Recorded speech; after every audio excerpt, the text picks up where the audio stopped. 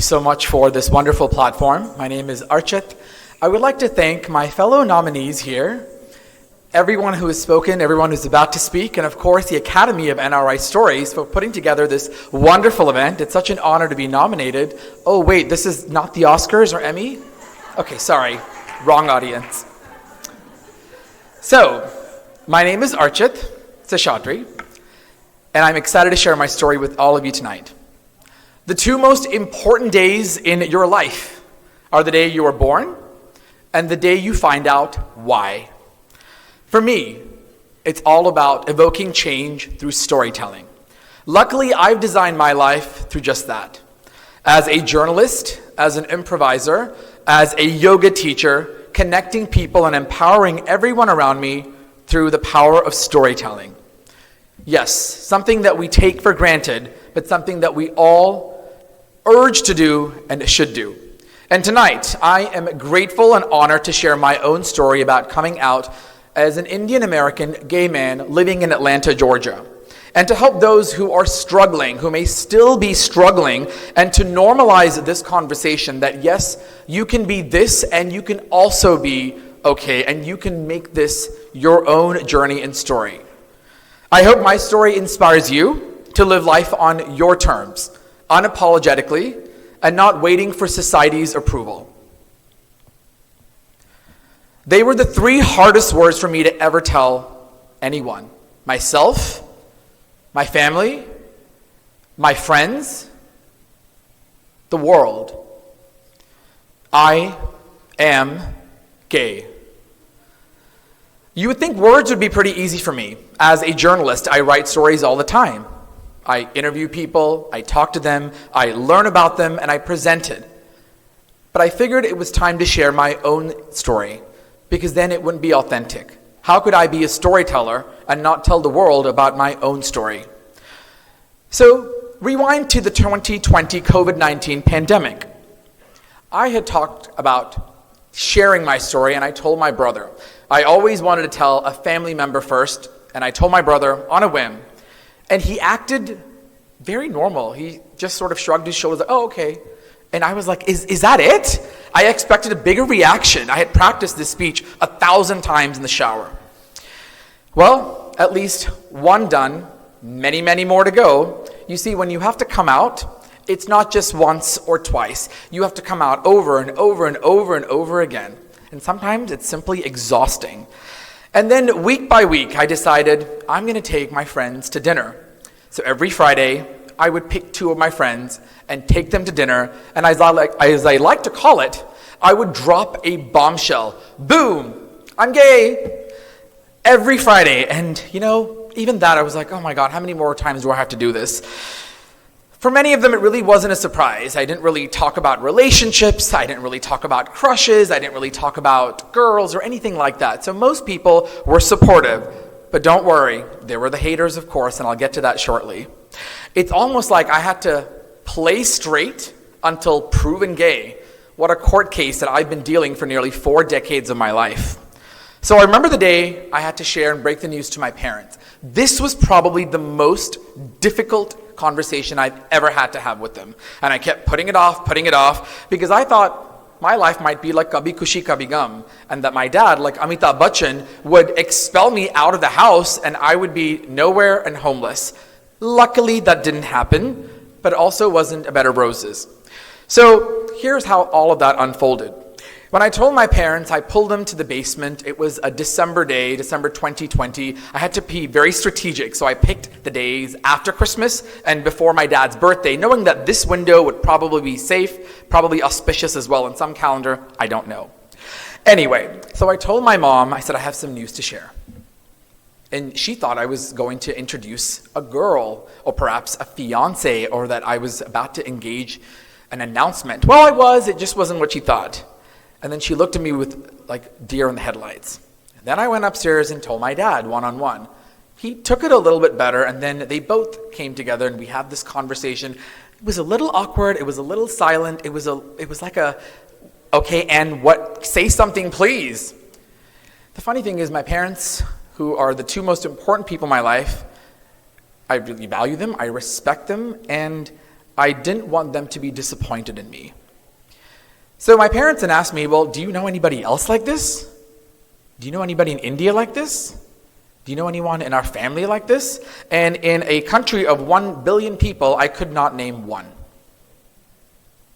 Karan Johar came to mind, but that was one. And my mom said, well, he's a celebrity, he's a Bollywood star, and sort of brushed it off.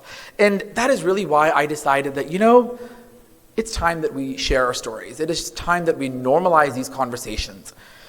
When you come from a traditional Tamil Brahmin Iyer family, your life is sort of mapped out for you. I always thought I would go to college, eventually get married, have a wife and 2 kids, and drive a soccer van. Well, none of that has happened or will happen because I decided to write my own story and live life on my terms. So in my 20s, I was very focused on my career, figuring out what it is I want to do. I never really thought about dating, relationships, or anything like that, like many people in their 20s. I was just focused on being a good journalist. I was an engineer, I made my parents happy, and then I said, that's not the career I want, and I switched careers and took the first leap of faith. Ironically, one of my first stories that I ever covered was when I was at Georgia Tech. It was National Coming Out Day. Oh, the irony. I didn't even know back then myself, but maybe the universe was giving me signs. So back to more present day. In 2021, I decided to talk about my journey publicly as well. I always said purpose. We hear about purpose, we hear about intention. So what can I do with where I am, and how can I help someone else? And I work in the media, I work in television news. And I said, what a better platform than this to share this story to help thousands, if not millions of people watching, that this is perfectly fine. So I talked about this to my bosses at Nexstar Media. I went on live national television to talk about my journey, answering a lot of questions that I've previously been asked. And then I also decided to be more comfortable in sharing the story. So if people ask me, I would just tell them instead of putting on a facade, because I was tired of doing that. And this is a question I often get asked a lot. So when did you know? What age did you figure it out? Well, here's a question I have. When did you know you were straight? Did you have a manual or a book? And to be honest, I really don't have any idea. I think it was just one of those things that you eventually realize and figure out and make decisions. And it's also kind of ironic that my parents, I love them to death, put an ad in Cover magazine many, many moons ago. Thank you, Sonal. They said, Tamil Iyer groom seeking Tamil Brahmin Iyer vegetarian bride. And then just a few years ago, I was on Cover's cover story for coming out. Just the irony. And I am so grateful and thankful for that. Not because it was a slap in my parents' face or was trying to prove a point, but it allowed so many more conversations. People have messaged me, people have reached out to me, other families have asked me, how do you have this conversation with perhaps your child, perhaps with a relative? And it, to me, is very humbling. I also decided that when it's time to share my story, I wanted to tell the people on my terms, and I texted each of my cousins on my own, telling them the story. And as I said earlier, it is an exhausting process, coming out over and over again, answering the very same questions. And to be honest, 9 out of 10 people were very nice, very understanding, very supportive. They were also haters, and some of those haters came from my own family. I don't hold any grudges against them. Someday they will read about what they said in a book that I will be writing very soon. But this is what they told me. They said, be careful, don't have multiple partners, stick to one for safety. Would you tell a straight person that? And then someone else said, just tell the elders in the family you don't want to get married. So let me get this straight. For years and years and years, you've been telling me, get married, who'll take care of you. And now when I tell you my story, you tell me I shouldn't get married. It just really made me surprised. I wouldn't say angry, but how do you talk to some people like this when they are living in their own identity? But there is good news, despite all of the haters out there. A relative who still hasn't publicly come out reached out to me very shortly after I came out and said, Archith, thank you for sharing your story. It gives me courage and hope that there's also somebody else like this in the family. And to me, even if that affects one person's life, I consider that a success, a win. Our society, thank you. Our Indian society especially sometimes makes us feel so suffocated if we don't follow societal norms. You're either too fat, too thin, too dark, too young, too this, too that. why can't we just accept and be supportive and kind for whatever our journey may be? Even when I was trying to decide if I wanted to be a journalist, a television reporter, I remember people saying, well, how will you get married? How will you make money? Well, here I am. I'm not married, but I'm certainly making some money. Another thing that I also want to talk about and address is this whole word about closet. Why do we say coming out of the closet? Listen, if we're talking about closets, my closet is already full of colorful scarves and ties like this. There's no room for that closet, so then I should have come out many, many years ago. I also had a friend who asked me, hey Archith, it's June, it's Pride Month, are you watching Pride movies? So the other 11 months I should watch only straight movies? Again, it comes from a good place, but be careful and mindful on the way that we talk, the way we hold our conversations. I did have a viewer from India who messaged me on Twitter, now known as X, and they said, I'm so disappointed in you. You are a disgrace to this country. I had big dreams for you. I hoped you would succeed in Hollywood, but you have let this entire country down. Really? One person has let the entire country down because of coming out? All right then. Haters are going to hate, but then I always look at the people that support you. There are people in this room who have supported me time and time again, writing me notes, writing me words of encouragement. You know who you are. Thank you. It has also made me really happy to see so many Indian Americans talk about their sexual orientation publicly. And we see mainstream media and cinema making stories about LGBT, which is lesbian, gay, bisexual, transgender, and queer storylines much more normal. We saw that in the Fame game. We've seen it in so many more shows like Made in Heaven, and I hope that these conversations, these stories are also told because they're equally as important. I remember many nights going to bed crying, feeling ashamed, disappointed, and asking God, why can't I just be normal? Why can't I just be like everybody else? Why are you punishing me? What did I do wrong?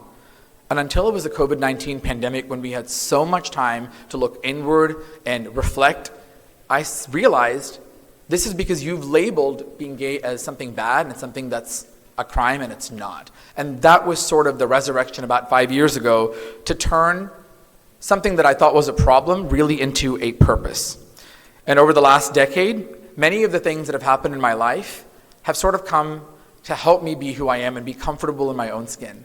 Whether that's improv, when we have to make strong decisions, yes or no, gay or straight, happy or sad, or whether that was yoga, when I had time to reflect and look inward, be comfortable and confident on who I was as a person. Because friends, if you're not happy within yourself, there's no way you'll be happy around you, and the people around you will feel that. People always ask me, how are you so happy and upbeat and positive? I choose to be happy. Life isn't perfect. My life is certainly not perfect. But I choose to look at all the grateful things that I've been blessed with instead of the things that perhaps I don't have. Also, living in India for 2 years as a news anchor in Delhi, I was hit on by many people who were married, and I was shocked. I was wondering, why are you in this relationship? Why are you married? Why are you in a partnership with someone of the opposite gender? And that's what hit me. That's what my light bulb aha moment was. I don't want to do this to someone else and ruin someone else's life. For many years, my parents would set me up on Shadi.com, Banyanway, TamilMatrimony.com, and all of the matrimonial websites. And at some point, I ran out of excuses, and I said, I can't do this. And it really was in my 30s when I realized, this isn't who you are. Make the choice, because it's not fair for you to go and get married and affect someone else's life and disappoint someone else. And that was really my light bulb moment. So in conclusion, friends, we are not defined by our eye color, our hair color, our race, our religion. We're not limited by all of those things. So why should we be defined by our orientation? Show of hands. Who of you is right-handed like me? Right-handed folks? Awesome. What about the folks who are left-handed? Any left-handed folks here? Wonderful. Does it really matter if you're right-handed or left-handed? No. Does it really matter if you drink chai or coffee? No. Does it really matter if you like South Indian food or North Indian? No. So why should it matter whether you like boys, girls, both, or neither? It really is no one's business, and that is exactly why I think we have a long way to go. While we've come a long way, we still have many more doors and many more barriers to break. As I said earlier, coming out is not simply a moment like a flip of a switch. It is a journey, a progress. And I hope in the years to come that people don't have to worry about coming out, that we can just be who we are, being happy and being grateful. And I'll leave you with this.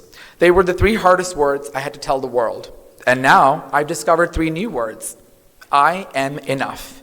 And with this final quote, which I love, in a world where you can be anything, be kind. Thank you.